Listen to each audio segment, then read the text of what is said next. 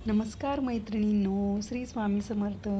आजच्या भागात पुन्हा एकदा तुमचं मनापासून स्वागत आहे आणि आजही आपण नेहमीप्रमाणेच 3 सोप्या, सुंदर, पटकन होणाऱ्या रांगोळ्या बघणार आहोत.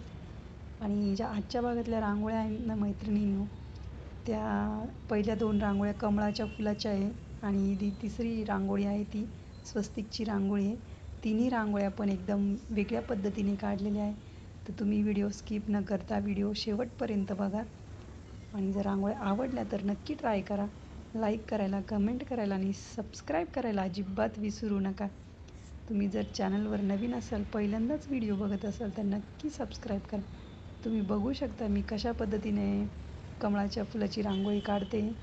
ते मी जेव्हा बाजूने शेप देते, तर म्हणजे ती स्टेप आहे ती स्किप पण करू शकली असते. तुम्हाला डायरेक्ट दाखवलं असतं.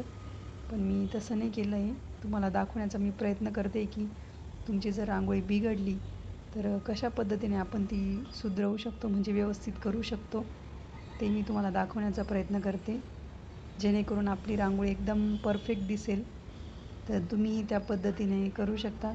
म्हणजे जेव्हा आपण टाईलवर म्हणजे फरशीवर रांगोळी काढतो तेव्हा तुम्हाला या पद्धतीचे चेंजेस करता येतात रांगोळीमध्ये.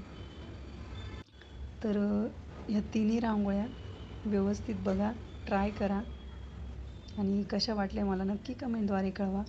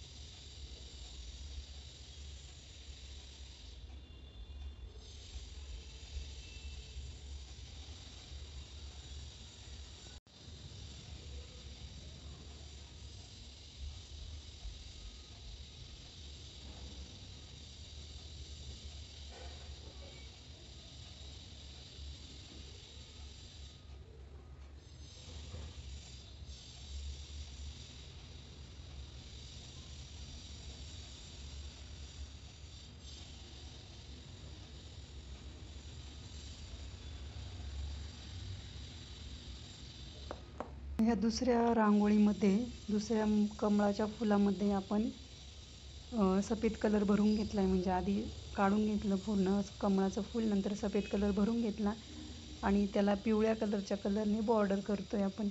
खूप छान वाटलं आहे ते कॉम्बिनेशन मला, म्हणजे नाही का, एकदम छान वाटतं आहे ते. जेव्हा आपण शेवटी फोटो बघाल ना तुम्ही, तेव्हा समजेल की खूप सुंदर वाटतं आहे ते कॉम्बिनेशन. मी असंच ट्राय केलं. म्हणजे आपण नेहमी व्हाईट कलरने बॉर्डर करतो रांगोळीला, तर यावेळेस मी पिवळ्या कलरने करून बघितलेली आहे. तुम्ही पण काहीतरी असं नवीन ट्राय करण्याचा नक्की प्रयत्न करत जा आणि बघू शकता खूप छान वाटेल ही रांगोळी. तुम्ही शेवटी नक्की बघा ही रांगोळी संपल्यानंतर.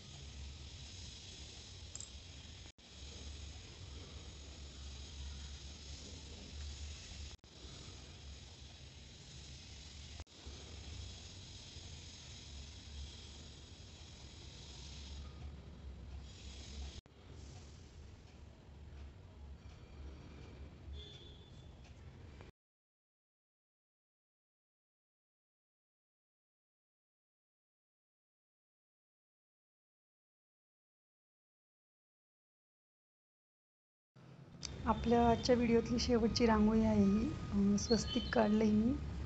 आधी तर ह्या पद्धतीने मोठा टिंब काढून घेतला. बोटाच्या साहाय्याने, तुम्ही बॉटलच्या साहाय्याने पण काढू शकता आणि त्याला असं वर्तुळ तयार केलं आहे. आधी मी बोटाच्या साहाय्याने वर्तुळ तयार करून दाखवलं, नंतर त्याला थोडं मोठं करायचं होतं मला, त्यामुळे मी औषधाच्या बॉटलचं एक झाकण घेतलं आहे छोटंसं आणि त्याच्या मदतीने त्याला गोल करून घेतलं आणि आतमध्ये असा पिवळा कलर भरून घेतला आहे. तुम्ही दुसराही कलर वापरू शकता. आणि मी कशा पद्धतीने या सर्कलपासून स्वस्तिक तयार केलं आहे, तुम्ही ते नक्की बघा, तुम्हालाही खूप आवडेल. बघा, बोटाच्या साहाय्याने, फक्त एका बोटाच्या साहाय्याने स्वस्तिक तयार केलं आहे मी. झालं की नाही छान स्वस्तिक मैत्रिणींनो? मला पण म्हणजे असंच मी ट्राय करत होती काहीतरी काढू वेगळं, तर मी असं ट्राय करून बघितलं आणि खूप सुंदर स्वस्तिक तयार झालं आहे. तर तुम्हीही असं काहीतरी नवीन नवीन ट्राय करून बघत जा रोज, आणि ही रांगोळी पण नक्की ट्राय करा तुम्ही.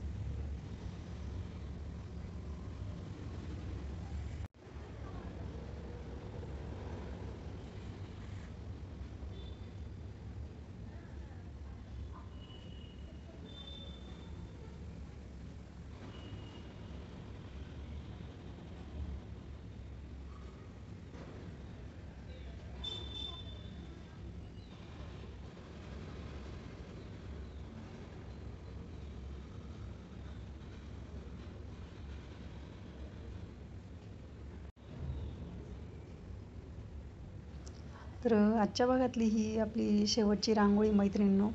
तर कशा वाटल्या तिन्ही रांगोळ्या नक्की सांगा आणि या तिन्ही रांगोळ्या ट्राय करा. अशाच युनिक रांगोळ्यांसाठी भेटूया पुढच्या भागात. तोपर्यंत रांगोळी ट्राय करत राहा, प्रॅक्टिस करत राहा.